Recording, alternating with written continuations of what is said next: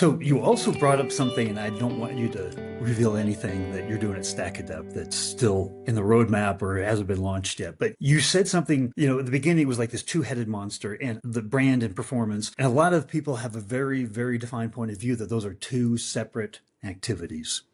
And you very clearly said they don't always have to be, right?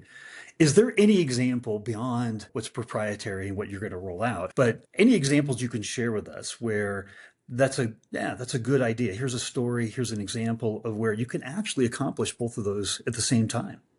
Yeah, absolutely. So I think traditionally, let's talk about advertising maybe for a moment, since we're in this space and a lot of people are very engaged in advertising on this podcast. Traditional channels of programmatic have been display native, some of these channels that you traditionally advertise on.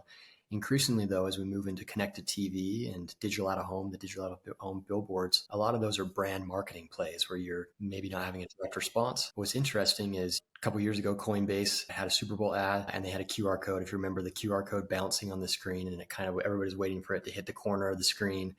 From what I saw, they had 20 million downloads. It was like a trending in the top app on the App Store. And it was incredibly like they used a Super Bowl ad to drive performance. And it was basically using a medium that's traditionally used by brand. And they drove a ton of revenue from it just immediately from it. So it was cool, maybe one example, but increasingly as StackAdapt, the way I think about it, you can run all your different programmatic channels on StackAdapt, but we're also launched recently over the last couple of years, connected TV and digital out of home and some of these areas.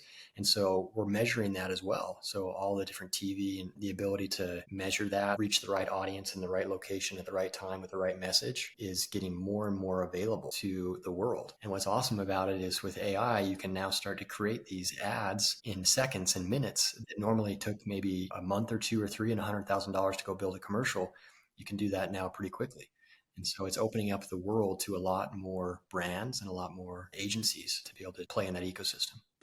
It's a good idea. And in fact, that's out of the box thinking. And in our previous conversation, like that Super Bowl ad, what you're talking about there, you talked about we need to be thinking outside of the box in B2B marketing. Can you expand on that and what you're talking about there? Yeah, we try so hard as marketers to reach our audiences and we try to cut through the noise. And I've had experiences in my career that kind of just had light bulb moments where I thought, we've been doing everything perfectly to the playbook and it's just not resonating. It's just not working. We running a multi-touch campaign and there's a white paper and there's a webinar following them. There may be a landing a direct mail at the perfect time and letting them know that something arrived. But a lot of that times, the perfect business message is not what the audience wants to hear. They want to hear maybe something personal to what they actually care about as one of their passion projects. So, give you maybe one example. We're trying to get in touch with a very, very large Fortune 20 company, CMO, trying to engage with them. And they very, very large budget, obviously, very, very busy. Everything we were doing, pretty solid one-to-one ABM campaign. We were running basically all the different things that I think we could pull, and nothing was really resonating, getting through. And so I basically just paused the team and said, hey, what does this person really care about? Like, let's go find out what they really, really care about. And I just went on Twitter at the time, X, and basically found that they loved BMW and they just huge BMW fan. And it was fortunate that we had BMW just become a client of ours. And I was texting with the president of BMW North America at the time, who was running a lot of like sales for North America and a lot of the production of things.